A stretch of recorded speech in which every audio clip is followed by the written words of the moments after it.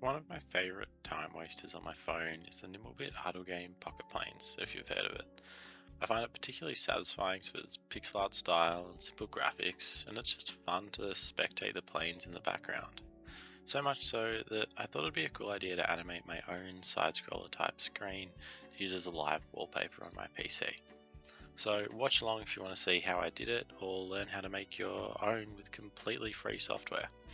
Also, if you prefer typed instructions with screenshots, a link to my Instructables page is in my bio, where you can find these to scroll through at your own pace, as well as all of my other creations. Now, the first step in this process is finding some good inspiration and guidance for the graphics that we're going to make. There are plenty of royalty-free stock photo websites out there, so once you have an idea of the type of image you want to replicate, it's just a matter of a bit of Googling to find what you're after. Once you've got the reference image sorted, you'll want to replicate them in pixel art. Now there are a lot of ways to do this, and Inkscape definitely isn't the best or easiest way, but it's the software I use, it's free, open source, and most importantly, you can still make it work. Now we want to set up our document and tool properties before we start creating, and these are here on the screen for you. Now our settings are all set up, we want to start with the fun part, actually creating some pixel art. Start by just using the rectangle tool to create a square the size of the grid, the snapping will help with that, then convert the object to a path, just using the path, object to path setting. Once the square is converted, you can use the eyedropper tool to match the color of your image and place it. From there it's as easy as copying the cube and pasting it along the body, tracing out the image. It's a good idea to keep the number of different colors a little limited and not change every tile. This helps everything look nice and consistent, but still some shading to enhance the look is definitely good. After you've gone over the entire image, all you have to do is delete your reference image and export the remaining image as a PNG.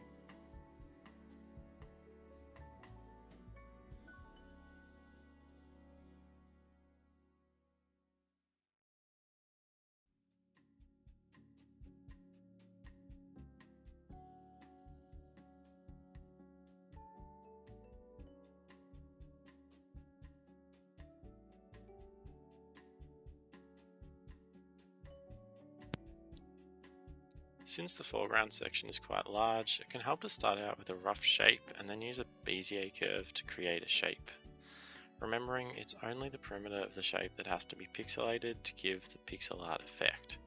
Also, when you're designing your foreground, this will be a little different to the other elements because it needs to repeat. This means that you have to design your foreground to finish the same way it starts, so there isn't any noticeable bump when the scene loops. If you aren't bothered to have the animation loop, then this isn't something you need to consider, obviously.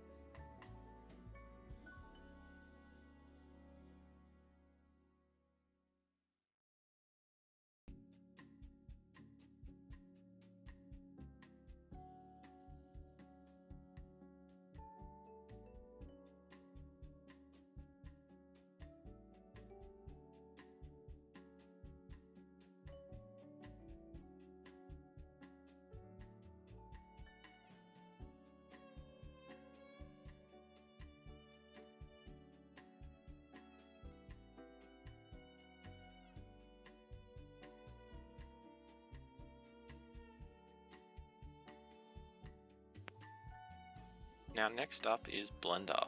First we want to start a new Blender document as a 2D animation, then import a background reference image by selecting object mode, then add image background. Now to add our main elements, make sure that the import images as planes add-on is selected in your Blender version, and then we just follow a similar process to the background but select images as planes when we add it. For the parallax effect to work, we also want to have different layers of the scene to give depth and act as planes in which the speed will be different. So set up your entities in separate planes with the foreground closest to the viewpoint and the mountains or distant objects closest to the background plane. You can see me playing around with the different plane distances here.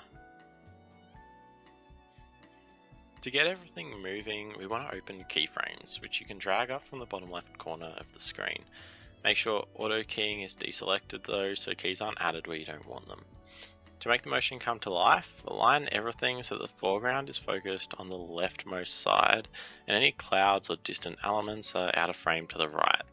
You can start with scenery in the frame as well, but it makes it a little more bothersome to make the loops since you have to make sure they end up at the same location they started, which requires another duplication of the object.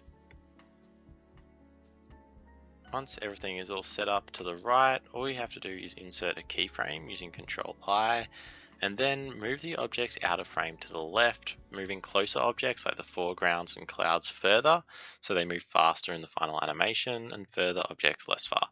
Just make sure to duplicate the foreground section we added so it lines up where the first one started, and the sky is clear of any elements again for the loop to be smooth. Then drag the slider to a later frame and create a new key with Ctrl-I again. Just make sure that you're a couple of hundred frames across so you get a decent length clip. For example, 300 frames gives you 10 seconds at 30 FPS. Now, if we leave things the way they are, Blender defaults to smooth motion, where the objects will start at slower speeds and speed up gradually, which isn't ideal for what we want to create. So we want to pull up another UI window and select the graph editor. You can do this with Shift F6 also, and this will show you a curve with the motion of an object that we want to make constant so that there's none of that speeding up, which we can simply do by just right clicking the curve and then selecting interpolation mode and linear, and just do this for all of the objects. Now everything else is pretty much finalized. All that's left to do is export our clip. Opening the menu in the bottom right, you can change your export resolution, frame rate, video type, and location. I just used the standard 1920 by 1080 aspect ratio with 30 FPS, which is plenty for this use case. A lot of the free animated background software don't support high frame rates anyway. And finally, use the FFmpeg video format before rendering the simulation with the render button in the top left. Now we have our video exported and ready to use. All that's left to do is display it as a wallpaper. There are plenty of software available that support animated desktop wallpapers for both PC and Mac, free and unpaid, but I went with Lively Wallpaper. It was easy to set up and use, and it's available straight from the Microsoft Store for free. After setting up the app, just select the upload wallpaper option and add your video clip, then select set as wallpaper and you should be good to go. You can also preview in the Lively Wallpaper player before you lock it in. And that's that. You've got your animated wallpaper ready to go. Hopefully you've enjoyed watching and will be able to follow along to create your own. Be sure to check out my instructables page in my bio also for the typed instructions. Thanks.